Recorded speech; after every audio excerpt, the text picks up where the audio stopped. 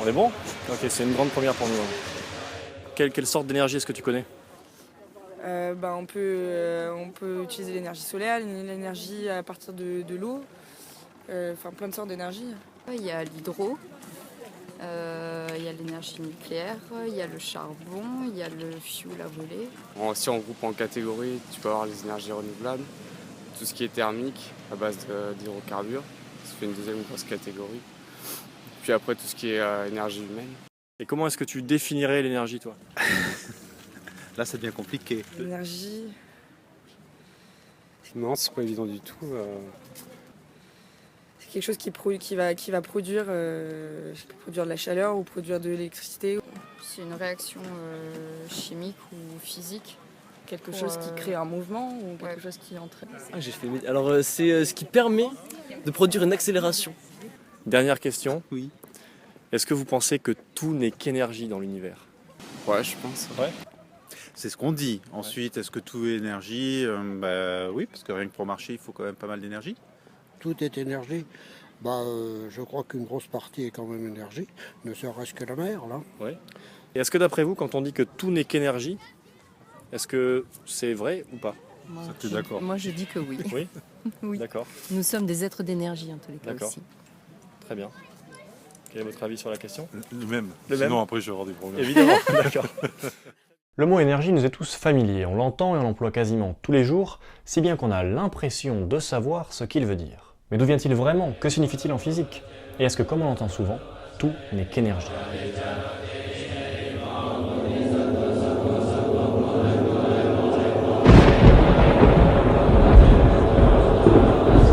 L'énergie est un concept assez nouveau en physique. Il est arrivé en gros au milieu du 19e siècle, au moment où se tramait une nouvelle révolution en physique qui allait bouleverser le paysage conceptuel, mais aussi la face du monde. Rien que ça. Je veux parler de la thermodynamique, des machines à vapeur et de la révolution industrielle qui vient avec. À cette époque, on a cherché à comprendre comment des variations de température pouvaient entraîner des variations de mouvement et inversement, et comment on pouvait convertir l'un en l'autre.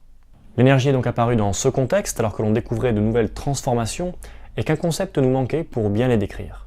Le concept qui manquait pour bien décrire ces transformations, c'était en quelque sorte un point de repère stable qui permette de dire qu'est-ce qui ne change pas, qu'est-ce qui reste identique au cours de ces transformations quand la chaleur se transforme en mouvement ou du mouvement en chaleur. Et c'est précisément ce rôle qu'on a donné à l'énergie. En 1843, le physicien anglais James Joule lui attribue ainsi la propriété de se conserver. C'est-à-dire que la quantité d'énergie reste la même du début à la fin d'une transformation. On dit qu'elle change de forme, par exemple l'énergie calorifique est transformée en énergie cinétique de mouvement, mais au final, sa quantité totale reste inchangée. Alors, qu'est-ce que c'est au fond l'énergie? Une définition que l'on trouve souvent et qui se veut être pragmatique, concrète, est la suivante. L'énergie, c'est la capacité d'un système à fournir un travail. Travail qui se manifeste par une modification de mouvement, de chaleur ou encore de courant électrique. Le problème, c'est qu'un travail en physique, c'est la même chose qu'une énergie. On l'exprime avec la même unité, le joule. Le travail, c'est un petit peu d'énergie qui s'actualise, qui se réalise au travers d'une transformation, alors qu'elle n'existait avant que de manière potentielle. Bon, c'est toujours une énergie, quoi. Donc cette définition revient à dire que l'énergie, c'est la capacité d'un système à fournir de l'énergie. Voilà. Ça nous avance pas beaucoup. Mais c'est une définition qu'on trouve dans pas mal de manuels de physique, et on peut au passage féliciter les scientifiques en herbe interrogés sur le bord du bassin d'Arcachon, et qui s'en sont pas mal rapprochés. Bien qu'on ne soit pas encore très éclairé sur ce que c'est, comme vous vous en doutez, l'énergie est un concept fondamental en physique.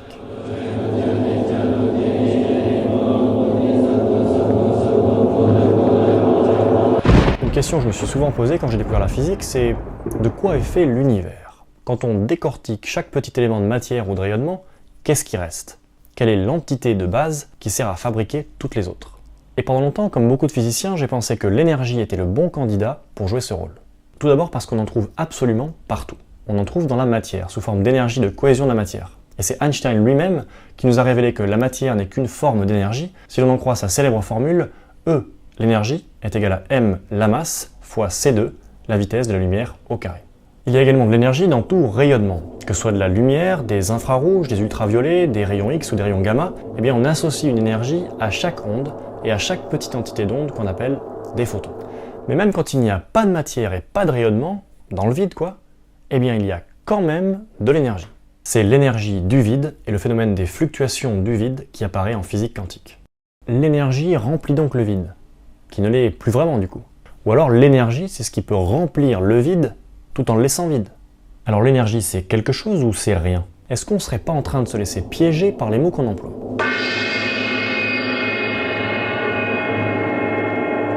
Les paradoxes, il y en a même en physique. Et quand on en trouve un de ce genre, on est effectivement en droit de se demander si les concepts, les mots qu'on emploie, sont bien définis et bien utilisés. On a vu que la définition de tout à l'heure était circulaire, c'est-à-dire qu'elle renvoie à l'énergie pour définir ce que c'est que l'énergie. La seule définition vraiment rigoureuse de l'énergie, c'est Max Planck qui nous l'a donnée en 1887. Et bien depuis 1887, les physiciens définissent simplement l'énergie par la propriété qu'elle a de se conserver.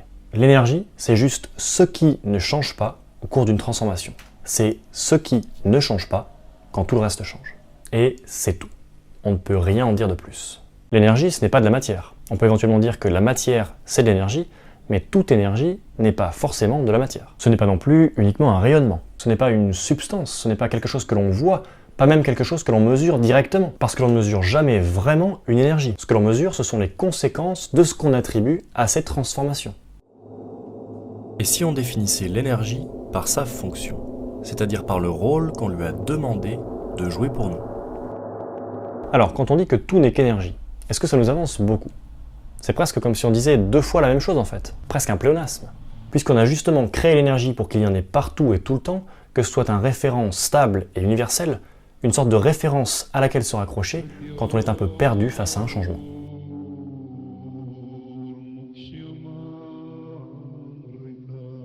Est-ce que lorsqu'on emploie le mot énergie dans d'autres domaines que la physique, par exemple pour parler d'âme, de spiritualité, de philosophie en tout genre, de chakra, de karma, de feng shui, de tao, de qigong, eh bien est-ce qu'on rajoute quelque chose d'intéressant? Et est-ce que l'on rajoute une dimension scientifique à ce que l'on dit?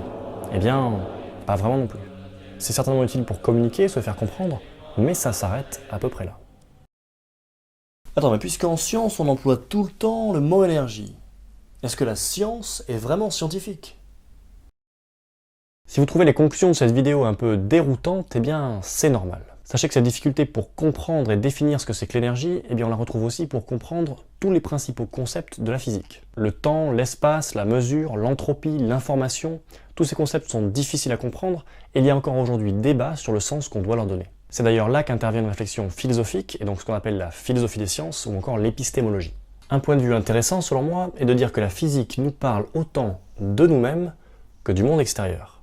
Qu'elle nous parle de nos propres capacités à comprendre le monde, avec nos limites et nos contraintes mentales, psychologiques, mais aussi nos contraintes biologiques, celles de notre corps. C'est le point de vue de certains philosophes, comme par exemple Ernst Mach, dont j'ai parlé dans la première vidéo, l'homme qui aurait pu remplacer Einstein, et on aura l'occasion d'approfondir ce point de vue dans de prochaines vidéos. Voilà, maintenant j'espère que celle-ci vous a intéressé, qu'elle vous a plu. Si c'est le cas, n'hésitez pas à mettre un petit pouce bleu, à mettre des questions ou des retours en commentaire. Abonnez-vous également à la chaîne, c'est important pour son développement et ça me fait très plaisir. N'hésitez pas non plus à aller faire un tour sur l'article du blog dont je mets le lien en commentaire de la vidéo et dans lequel j'approfondis quelques points que je n'ai pas pu détailler dans la vidéo. La prochaine vidéo arrive dans quelques semaines, elle sera un petit peu spéciale. J'ai été rencontrer et interviewer des chamans aux Philippines pour comprendre leur philosophie, leur vision du monde, mais aussi ce qu'on pourrait appeler leur science, leur connaissance, leur savoir. Voilà, merci encore, à très vite sur Science Ayahuasca, ciao ciao.